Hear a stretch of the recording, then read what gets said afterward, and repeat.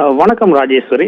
சிவகங்கை அருகே வேளாங்குளத்தைச் சேர்ந்த பிஜேபி மாவட்ட கூட்டுறவு பிரிவு செயலாளர் செல்வகுமார் நேற்று முன்தினம் நள்ளிரவுல இருசக்கர வாகனத்தில் சாத்திரசன் ஓட்டை நோக்கி சென்று கொண்டிருந்த போது அப்போது அவரை வழிமறித்து 5 பேர் கொண்ட கும்பர் அவரை வெட்டி சாய்த்து விட்டு தப்பியோடியது.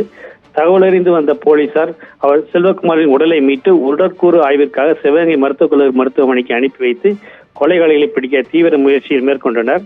இந்நிலையில் சந்தேகத்தின் அடிப்படையில் வசந்தகுமார், மருதுபாண்டி, அருண்குமார், சட்டீஸ்வரன், விஷால் ஆகிய 5 பேரை கைது செய்து விசாரணை நடத்தி வந்தனர்.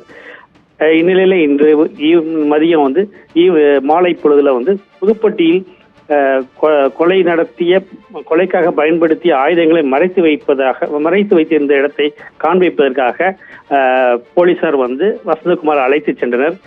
புதுப்பட்டியில் ஆயுதங்களை காண்பிக்க சென்ற போது வசந்தகுமார் திடீரென சார்பு ஆய்வாளர் பிரதாப்பை தாக்கிவிட்டு தப்பி ஓட முயன்றார். சுதாரித்து கொண்ட ஆய்வாளர் மணிகண்டன் வசந்தகுமாரை காலில் சுட்டு பிடித்தார். பின்பு காயமடைந்த சார்பு ஆய்வாளர் பிரதாப்பையும் துப்பாக்கி சூட்டில் காயமடைந்த குற்றவாளி வசந்தகுமாரையும் காவல்துறையினர் சிவகங்கை அரசு மருத்துவக் கல்லூரி மருத்துவமனைக்கு சிகிச்சைக்காக அனுமதித்துள்ளனர். கடந்த 3 தினங்களில் 3 கொலைகள் சிவகங்கை மாவட்டத்தில் அரங்கேறியது. நேற்று ஒரு நாள் தான் கொலை எதுவும் குற்றச்சம்பவங்கள் எதுவும் நடைபெறல. இது மக்களிடையே பெரிய அச்சத்தை ஏற்படுத்தியது.